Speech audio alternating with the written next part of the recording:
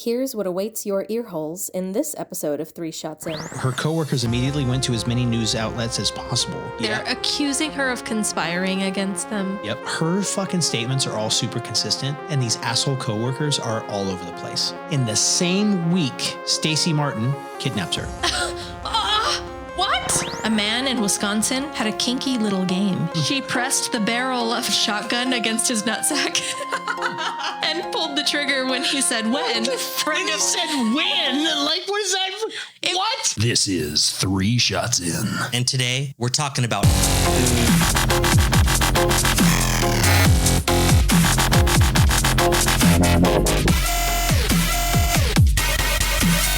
Hello. Welcome back to 3 Shots In. I'm Jess. With me tonight is sexy in-house artiste, Terrence. That's gross. I have to cut that out. Why? Because people don't like it. What pussies, man. Anyway, this is episode 33, and today we're talking about winners. Winners. Yeah. Mm-hmm. The best people to be, not in my case, not in my story's case. Oh, someone wins in your story, but they still lose somehow? Man. What are you talking about without giving too much away? A lottery winner. A lottery winner? Yes. Is this like an unfortunate tale?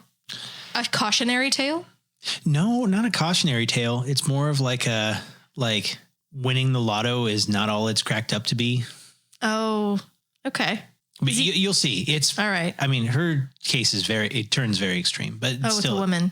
Yes. Okay. Well, today I'm talking about winners of Darwin Awards. Oh my God. Those are going to be great. They're very unfortunate. I love watching those videos. Those are like my favorite. It's terrible, but it's kind of, no, it's awful. It's awful. I know like there's bitter irony you're that to fucking it. Dumb. If you're winning a Darwin Award, it means you're dying from something you could have prevented. Because you're retarded. What's happening is nature is selecting you out. Right. Yeah. There's like prerequisites, by the way. They shouldn't put warning labels on things. Dying isn't a prerequisite to winning a Darwin Award. I just didn't know there were rules. You could be dismembered or you could be whatever. You could also suffer some kind of injury that prevents you from breeding. That was what I was about to say. From what I understand, Darwin Awards are specifically like basically if you can't breed anymore, you won't further taint the bloodline. Yeah, someone in one of my stories doesn't die, but can't breed anymore. That's probably a good thing. I don't know. I'm going to let you and them be the judges. I'm going to stick my wiener in this drill bit. I don't know. No, honestly, a lot of sticking your wiener in stuff stories. No, for real. Like a lot of them. Sucked your dick off. Why did you do that? Like a lot of them too, like taking, none of these are my stories. Okay. But stuff we've talked about in the past. A lot of like taking Viagra and shoving your dick into something that it fit into at first, but is stuck in later on. And you're erect. Like you're fucking hard because of meds. Mm-hmm. So it's not going to go away until the meds wear off. And so like that's how. If you're a healthy, let me just tell you right now, and I'm not speaking from personal experience, but from what I understand, if you're a healthy young male and you take something like Viagra, it is so fucking bad for you. Have you heard stories of young men taking Viagra? Yeah, because they think, oh, well, because especially dudes that are like, they're players, right? Yeah. They want to be able to go for forever and whatever. And it's what do you mean by that? Like multiple chicks a night or something? Or like this chick is hot as fuck and I want to be able to last a long time. To impress her. But you're already a healthy young male that doesn't need Viagra.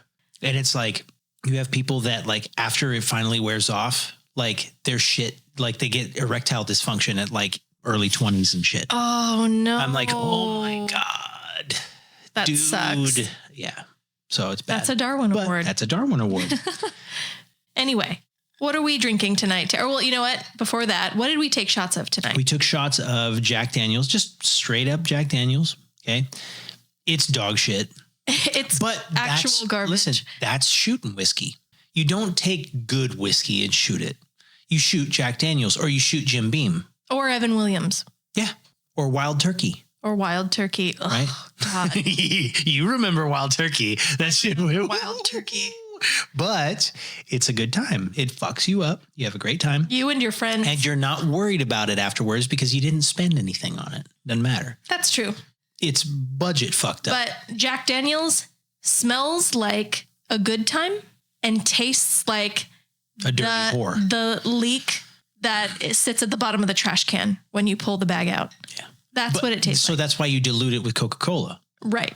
But in the case of shooting, in the case of sugar to hide that. In the case of shooting, you don't have the Coca-Cola. That's fine. You pickleback it. Which is what we did. Yes. And honestly, on my end, it did not help that much. It helped me a lot. I got to take Hanso's advice and get some Evan Williams up in the house. Evan Williams, great. I actually, no, it's cheap and I actually enjoy it.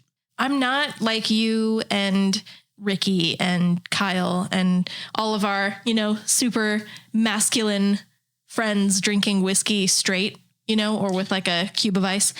Pin on that. Okay. I cannot for the life of me drink whiskey straight. I hate it so much. So when I'm talking about enjoying whiskey, I mean the taste of it is very brief. And Dad has this, it's like an off-brand Fireball. Mm-hmm. You can't have it, obviously, because it's poison. Terry has an unfortunate allergy. He's allergic to cinnamon. It's really sad, especially in the fall. Listen, so it's sad-ish, but it's not as sad as it's not as sad as if I was like allergic to red meat. That's true. I've never really given a shit about sweets anyway. Okay. So that's an easy let go. But if you were like, you can't have red meat anymore, I'd be like, oh my God, I'd jump into oncoming traffic. I'd be like, fuck it. Tonight, we're drinking Screwdrivers, and Terry, you finished your entire cocktail. It's good. We agreed beforehand because. So I like orange juice, okay? Sorry. We homeschool the kids, and tomorrow we're meeting up with all the other homeschool families for a little school day. We're like, hey, what's that? And Terry was like, let's just make sure we take it easy on the drinks. Well, no, what I meant was I'll have my one and then I'll stop. Well, Terry, it's going to be your stories first. Oh. But. So I need another drink then. Let's take a little pause. Okay. Pause. We can make a new drink. No. Not that kind of pause. Oh, that's the break pause.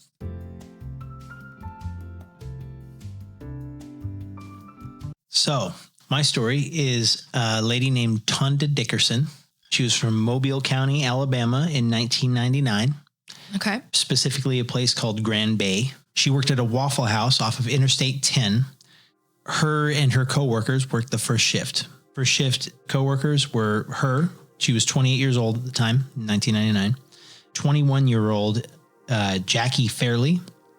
23-year-old Angela Tisdale. And 27-year-old shift manager, Matthew Adams. Oh, I'm sorry. And one more, 45-year-old Sandra Dino. There is an individual that is a regular there named Edward Seward Jr. Seward? Yes. So he's a 41-year-old medically retired restaurant manager. Okay. So he's because he's medically retired, he's receiving benefits and all that. So he's doing a lot of weekend visitation to like Waffle Houses and IHOPs and stuff like that because he just finds his regular spots. He's a regular at a lot of these places, right? Okay. But he was a regular patron at the Grand Bay Waffle House, but he's best known for his tips, in particular the uniqueness of his tips. So he never gave cash tips. He would give lottery tickets as tips. And at the time in 1999 in Alabama, gambling was completely illegal. So even lottery, they didn't have a lottery, anything. How did he get away with that then? So Mobile, Alabama is specifically this place, Grand Bay. This place, Grand Bay, is about an hour and a bit from, I believe it's Pensacola, Florida, where it is legal to gamble and it's legal to have a lottery. The neighboring state of Mississippi is also, at the time, they didn't have a lottery. So he would drive, either buy his shit from someone or drive to Pensacola and buy his lottery tickets there. And no one ever said in all this stuff. I was like, why is he driving all the way there? And no one knew why the fuck he was doing that. But it's not similar to like the county we live in now. Smith County is a dry county, so you have to drive out of the county line to buy booze. Maybe he was buying his own lottery tickets and got extras. I don't know. Okay. But he showed up to this place every weekend without fail. He would, because I guess his sister lived in Grand Bay, and he would be visiting his sister. But before going to visit his sister, he would stop by this Waffle House. All the waitresses knew him, all the staff knew him, and his tips were always lottery tickets to the Florida lottery. Though it was a bit strange, the staff appreciated it, obviously, just because of the fact that it was illegal, and none of them are obviously going to drive an hour plus to Florida just to get lottery tickets. And Florida had a law at the time where it was like, it didn't matter if you lived in Florida, you could play the Florida lottery and win. So on March 6th, Seward came to the Waffle House and noticed that his regular waitress, which was Tonda Dickerson, wasn't working that day. He proceeded to hand out the tickets, as he usually did, and then he went about his day. He decided to hold on to one ticket just for Tonda because he shows up every week and he's like, I give these tickets out to people. I'm going to make sure that she gets hers. He wants her to have it. Mm-hmm. The ticket was for the night of the 6th, so the day that he actually went to that Waffle House. So he was going to give it to her on the 7th, basically be like, listen, I didn't see you yesterday, but here you go. Here's your ticket.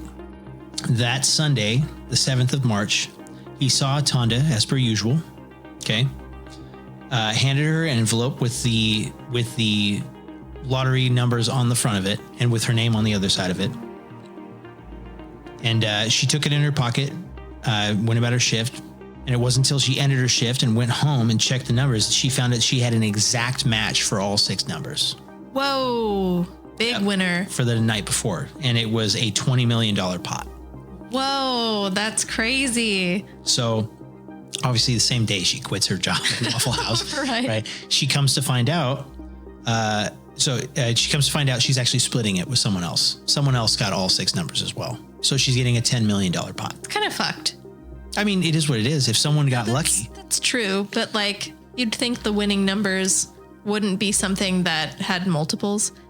It makes it sound like there could be more than 2.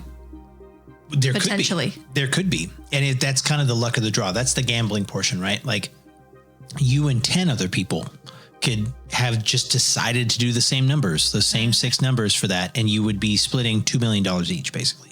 But it was her and one other person. So the pot went from 20 million to 10 million. So the other person got still a lot of money. She got 10. And for 1999, that was a fuck ton of money. For now, that's $10 million is a fuck ton of money. Okay. So she immediately starts making plans for the money. She decided to take the yearly installments instead of the lump sum because it would save her massive on taxes. Right. I think they said that at the time it would have been like $300,000 a year, which is insane, especially for living in Alabama. Like, fuck, dude, like you're living like a queen for the rest of your life. So her and her husband arranged for the money to be transferred to a business that her and her family started, where essentially her and her husband would have 49% of this business, and then her siblings and her parents would share increments of 17% to fill out the 100. So ultimately, they would end up owning 51% of the business, but in separate elements, and her husband would own 49%. It was called 9 Mil Inc. because they assumed after taxes and everything over the course of years, taking it out, it would end up being around $9 million. Mm-hmm. Tana and her husband had a 9-year-old son from Tana's previous relationship prior to her current husband. They lived on a 6-acre property in a mobile home. And she first decided that she would have a house built. And then she'd purchase a new car because her old car was stolen. So she had like a bunch of plans. Like, I'm going to take care of my parents. I'm going to take care of my siblings. I'm going to build this house for my child and my husband and I. And I'm going to replace my car that was stolen. Good decisions. Yep. So she kept the lottery ticket in a Ziploc bag before she had to actually go in and like turn it in and prove that she had a valid lottery ticket and that it was actually hers and all that stuff. And she kept it in that bag until she was able to show up in person and hand it over during the like finalization paperwork. Mm-hmm. When she showed up at the location where she'd fill out the final paperwork, She was informed that her winnings were disputed and that 2 lawyers had already been contacted, that had already contacted the Florida lottery office to dispute the winnings. I don't understand. So she shows up in this whatever office this is. She waited about 3 days to go turn in the ticket. Yeah. And when she showed up those 3 days later, they said, listen, we can't give you your winnings. And she said, why not? And they said, 2 lawyers have already shown up and they've disputed your winnings. How? About to find out. So she was being disputed by her 4 Waffle House co-workers, okay, that claimed that they were rightfully owed a piece of the winnings. They got their tickets already. Hold on. They claimed specifically that they all had a long-standing verbal agreement that if any one of them won, that they would split the winnings with one another. Yeah. So they were like, no, we all said like, no, if I win, we'll all split it. Right? Okay. They claimed that Tonda was trying to go back on her promise and that she was trying to claim all the money for herself. In addition, they didn't want the payment installments. They wanted the lump sum each. So that fucked her ability to be able to claim it. You didn't have the ticket. Like, I'm sorry. And it's a verbal agreement. If that was a verbal agreement, you're fucked. Legally, that means nothing. Well, apparently to the Florida State Lottery, that was not the case. Whoa. So Tonda claimed the allegations weren't true and they were making it all up. In response, her coworkers filed a lawsuit against her. So news obviously spread throughout all Florida and Alabama, and Tonda was a front page individual overnight. So she gained, well, and when I say front page, it was like from all the research I did, like it went all over the country. Like everybody knew who Tonda Dickerson was in 1999. So her coworkers immediately went to as many news outlets as possible and stated that Tonda and her family formed a conspiracy to cut them out of their rightful share. A conspiracy? They're accusing her of conspiring against them. Yep. And even went as far as to say that Tonda claimed that her winning ticket was a result of her purchasing one of her own and not in fact receiving one as a tip. She didn't say that, I thought. So she'll hit that. So they also hired a private investigator in order to dig up any dirt on her or her family that might help their case in the coming lawsuit. That sounds really fucked up, but I don't want to make assumptions. So Tonda claimed that she had made some misleading statements about where she got the ticket, but that it was only to misdirect attention from her private affairs until she got everything in order to receive the money. So essentially she said, I told a whole bunch of people, yes, that I bought my own ticket, but it was because people kept fucking like, essentially from all the stuff I read on it, it was like, and mind you, everything I saw, interviews, read, her fucking statements are all super consistent, and these asshole coworkers are all over the place. Which should be suspect. Of course it should be, but of course, as you know, having done plenty of editing of fucking transcripts and shit, like someone wants to take it to court, it's got to go to court. It's unfortunate, but it's got to go to court. Yeah. Right.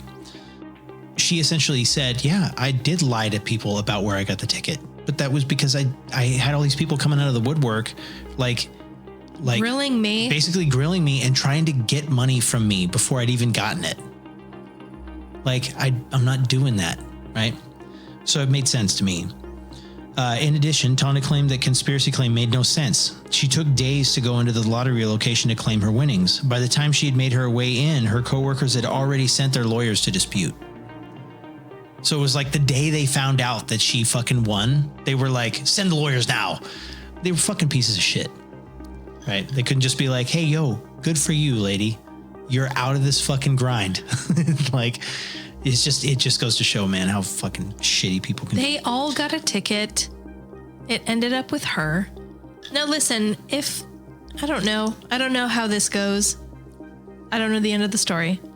But if they all had a verbal agreement where like, yeah, if one of us wins from this guy tipping us lottery tickets, we'll split it. It'd be fucked up of her not to follow through. Sure. But you probably wouldn't file a lawsuit over it. I wouldn't. Because that's retarded. Why would you send an attorney preemptively before you've even spoken to her? Because they already knew that she was going to claim the full winnings. That looks weird. I understand, but as you know, someone files a lawsuit, it has to go to court. Because, it needs to be fair. Fuck them. They're fucking pieces of shit. Anyway, though Tonda's lawyers attempted to get the case thrown out of court, a circuit court judge allowed the trial to go to jury. Okay. So apparently in Alabama, that kind of thing could go to a jury trial. I don't know if that's a normal thing, but I would have thought that's a civil suit. And I didn't think civil suits had anything to do with juries. But apparently the federal circuit court judge allowed this whole thing to go to jury trial. Yeah. Apparently it got pushed to jury trial really quickly. And the reason it was pushed to jury trial so quickly was because of an IRS rule. Apparently, since Tonda's coworkers were asking for a lump sum, the IRS has a rule that all money won by any lottery must be paid within 60 days if they ask for a lump sum. So essentially it was like, hurry, get it through because the IRS is going to be up our asses if we don't. But they didn't win. Not yet, but they could if they win their lawsuit. Okay. It's a fucking clusterfuck, right? So if they were to win the jury trial, they would have to be paid out quickly because the IRS is going to be like, Ricky Ticky, Florida, you have to pay these people within 60 days. So it was a whole mess, right? Mm-hmm. So Tonda was offered 2 different settlements during the trial. Okay. The first was that she would receive 30% of the winnings and her coworkers would split the remaining 70. The second would have been that she receives 40 and that her coworkers would split the remaining 60%, right? Tonda stated in interviews that she would not settle. She felt like the jackpot was getting stolen from her and that she was less worried about the money now than the principle of the entire thing. So basically she was like, fuck it, I'll spend it all on fucking lawyers and shit because fuck you. Like you shouldn't be getting shit, right? Right. She said that her goal over everything was to dispel the rumors around her and her family, which by the way, these people were fucking ruthless, Jessica. The other staff of the restaurant? Yes. They were fucking spreading so much crazy shit to the fucking newspapers and shit about not just her, but her family members. That's so fucked up. All because, it might help our evidence at court, right? So both Tonda and her coworkers argued about the legitimacy of the verbal statements, especially over such a large sum.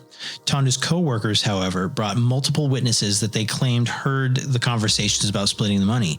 And even Edward Seward Jr. appeared in court to testify that he was giving the tickets out with the understanding that if they were to win, they would split it with each other, which means those bitches were paying him, right? Like, it's obvious. No, wait, I can't assume that. Okay. Maybe she Edward Seward also claimed that he had been promised a brand new pickup truck. Oh, no. He's on the fucking, come on. Like, it's obvious. Okay. Those bitches came to him and said, hey, listen, bro, if you vouch for us, we'll give you a nice fat little check and you'll get a truck out of it. That's what happened. Okay, because no one's going to tell me that this guy was handing out fucking tips at a restaurant. That he was handing out lottery tickets as a tip at a restaurant and went, but ladies, right? If you win, you'd better split it with each other. There's no way. That doesn't make sense. I know. You know what I'm saying? Like, this guy's a piece of shit too. He's on the take too. That's at least that's what I pulled from it, right? It just makes sense. So. What? So headache. It goes through jury, right? Mm-hmm. And then when the jury deliberates, it's that right? Deliberates? Yeah.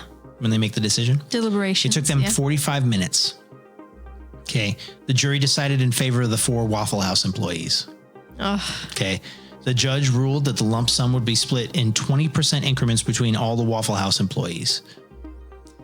Tonda then led a legal vendetta against these motherfuckers. She fired her old lawyer that said that they likely wouldn't win anything in any kind of appeal. And she hired a whole new legal team that took her appeal to the Alabama Supreme Court. Tonda went back to work at another Waffle House location, which fucking sucks. That sucks so bad. Until her appeal was accepted by the Alabama Supreme Court in 1999, later in 1999, which took the money away from everyone involved. So if those bitches started fucking spending money, essentially what happened was all the money got reconfiscated and said, like, no one's getting paid out shit, which it made me super happy to find out too, that those bitches had already started spending it like fucking Good. Yeah. No, fuck you. End up in debt. Yep. Good. Fuck them. Right. Assholes. I can't even believe that. I know. You can't just be fucking happy for somebody. Nope. Some eccentric I want my piece of pie. Eccentric fucking dude is giving everybody lottery tickets and someone wins and you can't just be happy? Nope. Wow.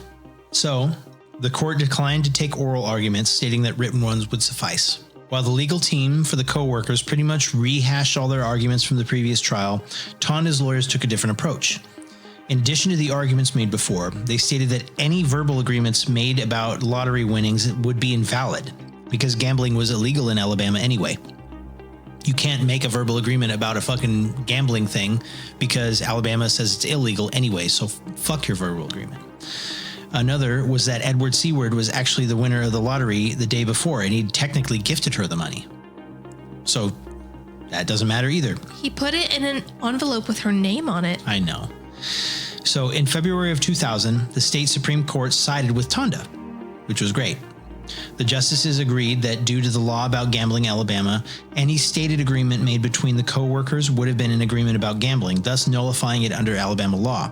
Tonda was now entitled to the full sum of money attached to the winning ticket. After she's paid all of the legal fees She still hasn't. all of this fucking headache. Fucking sucks. Wow. It was at this time that Edward Seward would enter the legal battle directly. No! I knew that one was gonna get you. So, following the Supreme Court decision, he filed a lawsuit claiming that Tonda had defrauded him. Okay, which didn't make any sense. I'm like, I tried to look into that as much as I could. I'm like, how? I would like to know the reasoning behind, but there's nothing that said, like, I don't know if it's not public record or like if they just did take it down. But it sounds like I tried to find out the why behind defrauding. It sounds like legally he's trying to say that it would have been nicer for her to win and share some with him, and she didn't. So, according to him, he had given the lottery ticket with two conditions attached: that Tonda would share the winnings with her coworkers and that he would get his King Cab pickup truck. He stated that because Tonda had broken the agreement, he wanted his ticket back. Fuck you. I know. Oh my God. The suit would go on for 2 years. Piece of shit, handing out cheap lottery tickets rather than just tip your fucking waitresses, and now you're going to go back on it? Yep. Fuck Essentially you. saying, here's $1 instead of like 5 or more or 20%. Ass. Yep. That is ass. I know. So the suit would go on with Seward now for 2 years. Okay. Poor baby. All the while, Tonda would continue to rack up debt with her continued legal battles. It was also at this time that she was going through a divorce with her husband, James. So it's her second husband, right? So the first one was with the one she had a kid with. The second husband, James, was like, fuck it, I'm leaving. And now he claimed that he was entitled to half of her lottery winning. Oh, no. Poor sweetheart, man. Poor Tonda. Oh, my God. So he was like, I'm divorcing. Give me half if you win. Right? Of fucking what? I know. She hasn't won it yet. I know. What a piece of shit. So I think for him, so again, I did as much research as I could, but it didn't look like there was anything that gave me any definitive answer. Sure. If I'm looking at it, what he did is he went, she's already fighting one legal battle. She's not going to fight two. She'll just give in on half for me. That's what I think he thought. On the condition that she actually wins anything. And if she doesn't, then he's like, whatever. Right. Half. I know. So in December of 2001, Tonda's former husband, so not James, the one that she had her first child or had her child with, Stacy Martin, was arrested. So this is December of 2001, mind you. This is while she's going through a divorce with James and him trying to take half of her winnings if she gets them, and the legal battle with Edward Seward. This guy, Stacy Martin, breaks into her house and burglarizes it because he thinks she won the lottery. She's got good shit. Excuse me? So then in February of 2002, in the same week that the last of Edward Seward's appeals were thrown out. So after the court said, fuck you, your arguments are bullshit, she wins. Stacy Martin Tonda's first husband, kidnaps her. What? He robbed her fucking house? And then kidnaps her. How was he not arrested by now? I'm sure he was, and then got out, and then kidnapped her. So Tonda was attempting to leave for work. Martin shoved his way into her pickup truck and took off on Highway 90 towards Mississippi. During the whole drive, he's basically saying, I'm going to kill you. I'm going to kill you. I'm going to kill you. I'm going to kill you. The mother of his child. Yeah. He stopped at a remote location where a remote location in Mississippi where it was like this little inn, like a motel, basically. And Tonda pleaded for her life. It was at this time that her cell phone began to ring. And when she asked to answer it, Martin declined. He was like, no, don't fucking pick up your phone. So it rang again. Someone else was trying to contact her again. And she said, hey, listen, regardless of who it was, she was like, listen, if I don't pick up my phone, they're going to come looking for me. And if you kill me before, and obviously he's tweaking or whatever, but she's like, if you kill me before that happens, they're going to find your ass. And she's counting on him being stupid. And then he's stupid. And he goes, yeah, answer it and tell him what you have to tell him. Right. So rather than reaching for her cell phone, she reached for her .22 caliber semi-automatic pistol. Fuck yeah, Tonda. And shot him twice in the chest. Good. Good girl. So she shoots him twice in the chest and he lives. And he manages to wrestle the fucking pistol away from her. She convinced him that he needed to go to a hospital and agreed, so she drove him to the hospital. Good again, Tonda. Good job. He was in serious condition, but he lived. Okay, so he got shot twice in the chest and he lives still. All research shows that Tonda wasn't charged for anything in the shooting. Obviously, she was kidnapped and all that crazy. He was threatening her life and holding her captive. Yeah, but it's unclear if Martin was charged with anything in either. Excuse me. It was unclear if he was charged in anything related to the kidnapping either, because everything I did research-wise shows that there either was no charge or they charged him on something else. Okay. So at the time, he was reportedly wanted on multiple charges in Mississippi, and I couldn't find anything else. So 10 years later, in the summer of 2012, when Tonda had just finished a prolonged battle with the IRS, when she finally got her winnings. A battle with the IRS? Yeah. Because they haven't been fucking eagle-eyeing this entire process? So she finally gets her winnings. The federal government attempted to hit her with hundreds of thousands of dollars worth of unpaid taxes. According to them, when she transferred shares of her 9 Mill Incorporated company, it constituted a gift, and the IRS can tax that. Based on the worth of the 51% of the company she gave to her family, the IRS calculated she owed approximately $800,000. Okay. If you can believe it, Tonda argued that she didn't owe the money because there was a pre-existing verbal contract with her family members. Namely, that if any of them won any money in any way that they had agreed to share it. That was her argument to the IRS. Whatever. At the end of the day, it's not certain how much money Tonda actually got to keep at the end of everything. Research shows that the IRS also calculated her taxes based off a $5 million sum. The research I did showed that her ex-husband, James, did get some kind of settlement from the divorce, but nothing showed how much it was. So I couldn't find that much. But if the IRS is charging for $5, that means he probably won his half. More than likely. Okay. That's so fucked up. And then obviously she probably also received substantially less because of illegal battles. She probably paid so much to the lawyers. It's Poor crazy. Honey. So all the research I did shows that the last report of her shows that she's working as a poker dealer in Mississippi. It's sad because the place where that Waffle House was, what was it? Golden Bay or some shit, whatever the fuck. I don't know.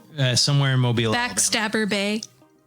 So that was her hometown. That was where she grew up. Right. And her reputation and her family's reputation was so fucking tarnished that they couldn't live there anymore. That damage was so heavy that essentially she had to move to Mississippi and become a fucking poker dealer and just go off the grid. Yep. Oh my God. Poor baby. Because a guy gave her a fucking lotto ticket as a fucking tip. What a headache. Poor Tonda. I would not have taken your ass to the hospital. So that's an ironic winner. I'd have been like, oh no, I shot you 2 times and you're still alive. Darn. Now I've suddenly forgotten how to drive from all the stress of being kidnapped. Are you bleeding out? Shoot. Darn. Well, that was a doozy. Yeah. We're going on break. See you guys in just a few minutes.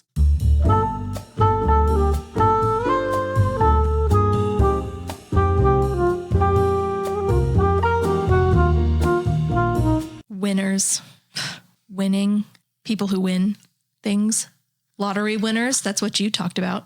Unfortunate lottery winner. You know what I would consider to really be winning? To be spending money on products that are of quality and be getting more bang for your buck. Oh, of course. Obviously. Do you know who we could call on to provide us quality products that give us the exact bang for our buck?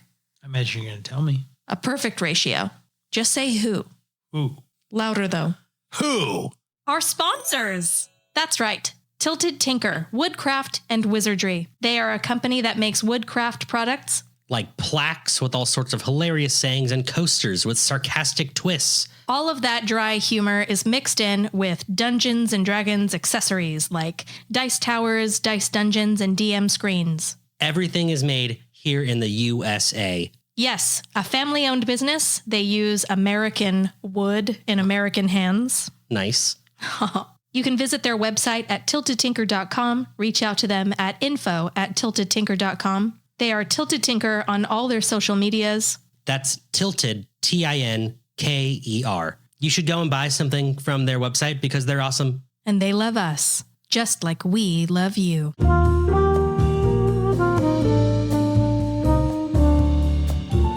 Hey, babe. Yeah? You know how you're worried about having hangover symptoms tomorrow?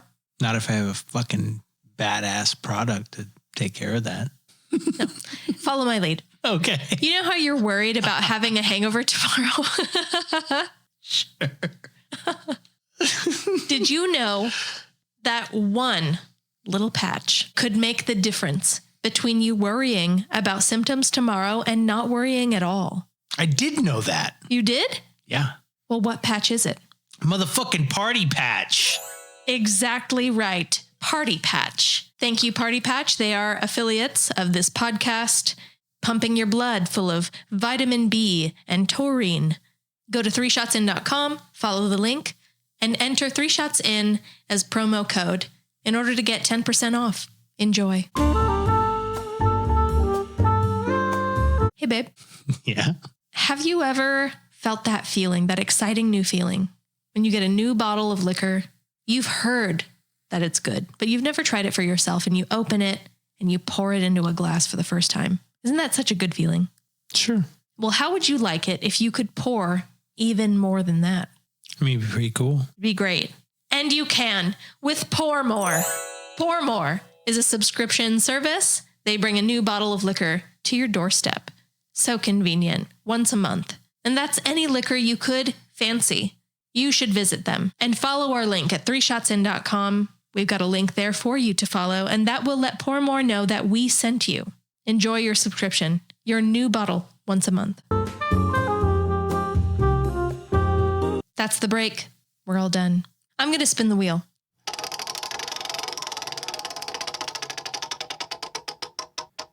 Ah, you've won the lottery. What's the most superficial thing you purchase? You go first. Makeup. Really? Yeah. That's the first thing you go to?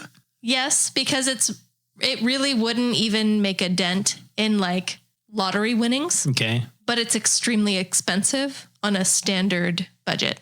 Okay. That's the first thing that comes to mind. I'm sure there are other superficial things I would want to buy. Along those same lines of justification, guns. Guns. And those would be superficial because usually those are things you would put to good use for protection.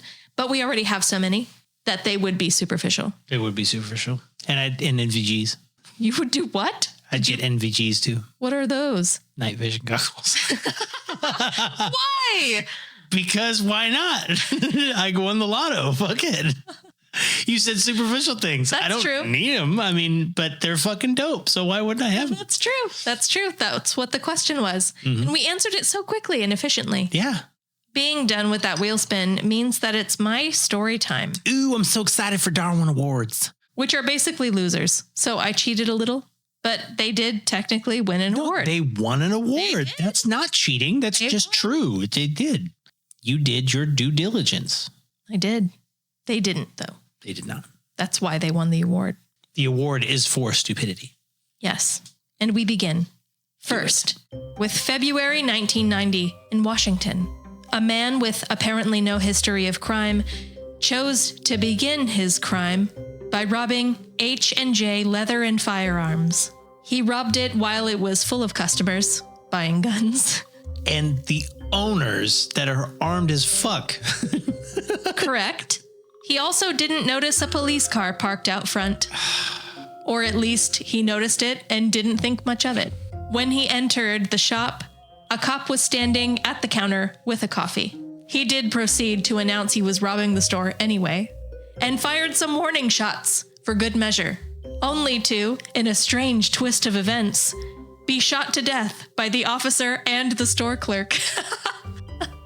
Silly. That is some Darwin shit. Very, very silly, sir. Next, in 1992, just a few days before Christmas, 47-year-old Ken Barger woke up with a jolt to his phone ringing on his nightstand. But instead of his phone, he brought his .38 Special to his ear and pulled the trigger. How? In a sleepy haze, You don't pull a trigger to answer your phone. he killed himself instantly. There's some more. There's got to be something more to that. There's no way. You don't pull anything to answer a phone. I don't know. Good Lord. Fuck it. We'll default. Next up, What was reported? in 2012, these are not necessarily in chronological order. I say next because that's the next story. That's the next one you found. Yes. Makes sense. 2012. Okay. A man named Gary Allen Banning. He was attending a party at a friend's house in North Carolina. He found salsa. He found a salsa jar, that is, filled with what he must have assumed was booze. It was in the fridge. He took a big ol' swig of it, only to find out that it was gasoline. Oops. Gross. I thought you were going to say coolant. No, he promptly spit it out. Friends who saw laughed, but not for long, as they watched Gary bring a cigarette to his lips and light it. No. Yeah. Spontaneous combustion. He ignited his face and his clothing and died later from the burns. Darwin Awards. That is why he's on that list. Next. Over 550 motorcyclists participated in a rally in New York in the summer of 2011. That's the year we got married. They did this to protest legally needing to ride with a helmet on. They didn't think it was necessary. In a sad twist of irony, 55-year-old Philip Contos, who was participating in the demonstration, was forced to slam on his brakes to avoid hitting the bike in front of him and was thrown over his handlebars, colliding with the street head first and dying. Doctors, of course, later confirmed a helmet would have protected him. So that's been a thing since we've been here. They have no helmet laws here. East Texas. And I'm just Texas in general. Oh. They're real specific about you can't split lanes, but oh no, it's fine. You don't have to wear a helmet. I'm like, y'all are fucking retarded.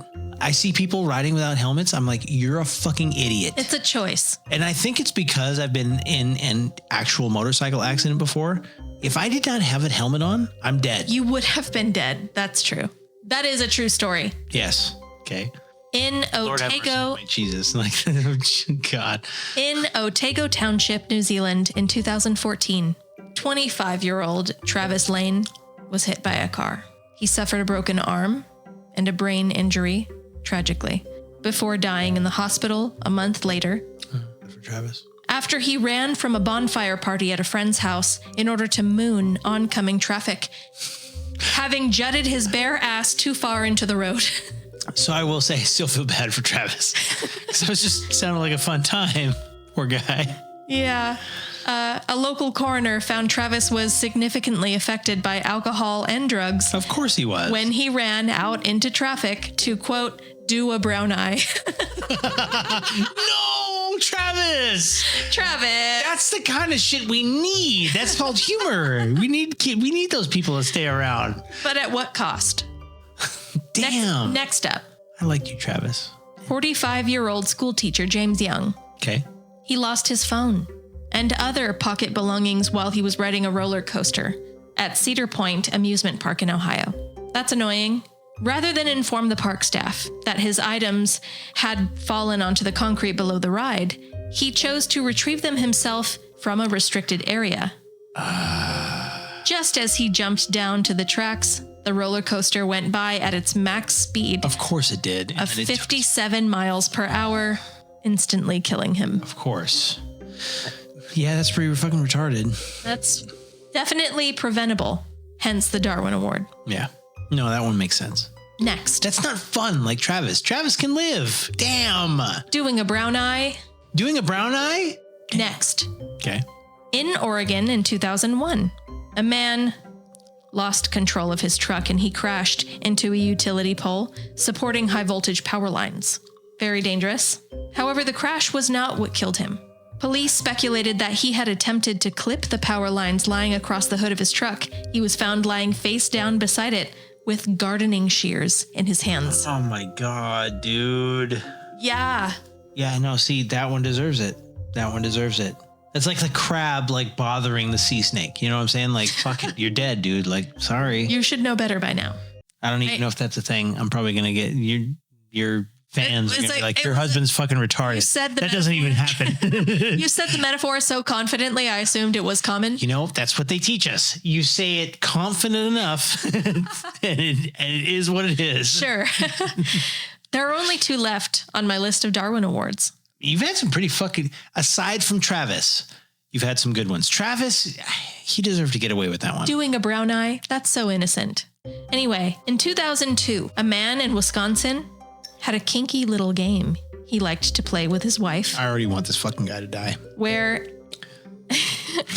she pressed the barrel of an unloaded shotgun against his nutsack. And pulled the trigger when he said when. What the fuck? One night, a friend When he said when? Like, what is that? What? It was unloaded. There was no real risk.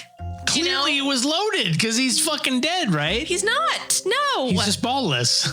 One night. Well, he can't breathe now. A friend of hers. She was headed over. And he and his wife, they wanted to get frisky before she arrived. So they were in a bit of a rush. And they didn't check the barrel. He had his balls blown off. But he did live. Do they have children already? I don't know. Oh, God, please no. Oh. All right. This is my last one. That's fucking terrible. And Terry, it's one of the more fucked up. It doesn't involve kids, right? No. All right, then we're good. No. They can be as fucked up as you want as long as they don't involve kids. 2010. A Korean man in a wheelchair.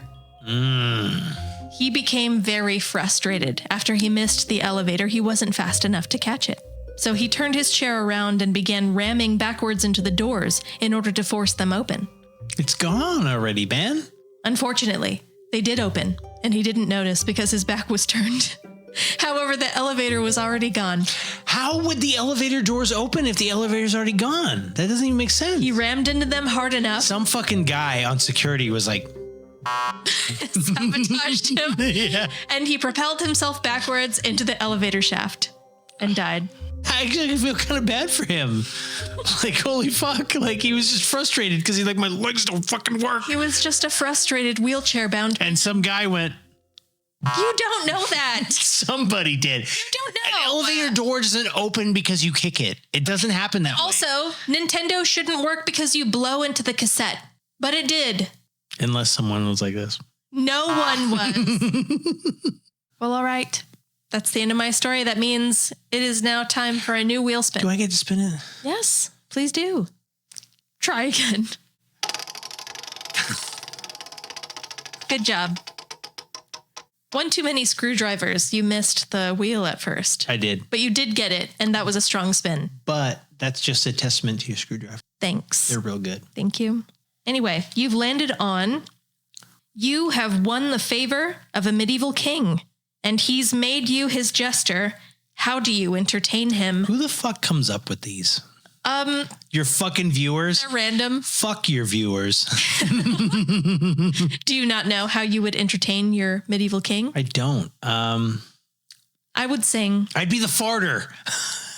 Oh my God, you totally could be. What's his name? Because I have cartoon farts already. What the fuck was his name? It was like Francis the Farter something. I don't know. Now I'm going to look it up. What is it? Ferdinand the Farter or something? Read the top. Roland Le Farter, Roland Le Peter, and Roland Le Farter. It's Roland the Farter. Yeah. I would be the farter. You would be Terry the farter. I'd be Terry the farter. Because my farts sound like cartoon farts. Just so you all know, this is an actual figure in history. He's a real guy. He's a real person who existed historically. I would have been so good. I would have been so good. I would have been the king's favorite farter. Roland was a court jester, and he had only one job in the royal court. It was just a fart. Every Christmas, during the court's righteous pageant, he performed a dance that ended with one jump, one whistle, and one fart. Executed simultaneously. Mm-hmm. And he did it so well, he ended up in history.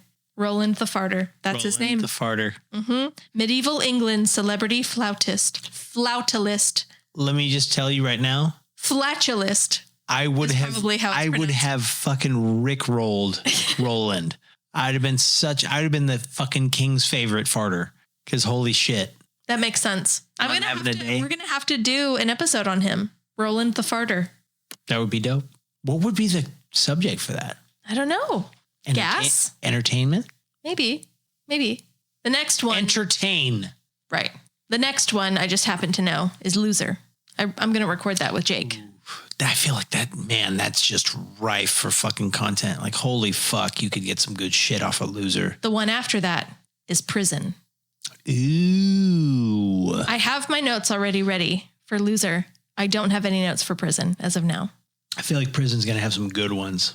Well, all right. Like, rate, and subscribe, all of those who are listening. Share this podcast with any you think would enjoy. Visit our website at 3shotsin.com. We have a PayPal donation button on there. That's our internet tip jar. We also have a link to our Patreon. You should really join that. There's a lot of bang for your buck there. Do all of those things. Do it. There's also a link on there to all of our sponsors and affiliates. That's Tilted Tinker. Oh, they're such badasses. I know. Party Patch and Pour More. The next topic, like I said, will be Losers. Oh, that's going to be so good. I'm going to record that with Jake. Holy fuck. There's so much good shit that can come from Losers. I'm pretty proud of what I came up with. Yeah. No offense to, if you're a fucking loser. I have a feeling Jacob's going to call me a loser many times in the next episode. Oh, I hope so. Why? Because You're fuck you. You're supposed to be on my side. I'm only on your side if it makes sense. It does make sense. Sometimes. Who sucks your dick? Only me. Sometimes Jacob. Anyway, thank you guys for joining, and we'll see you again next time. Goodbye. Bye.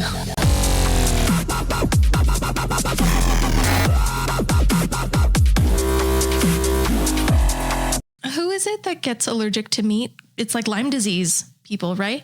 Like there's a tick or something like that. I don't know. They can give you Lyme disease. I don't think I've ever heard of that. You can be like forced to be a vegetarian. Oh my God. Isn't it such a terrible thought? That would be my death row. That would be it. I'd be like, Jessica, I have a rifle right there. Put it to my fucking temple and pull the trigger. Reason to live. I'm done. That's encouraging. So glad you're happy. I have nothing to live for but my red meat.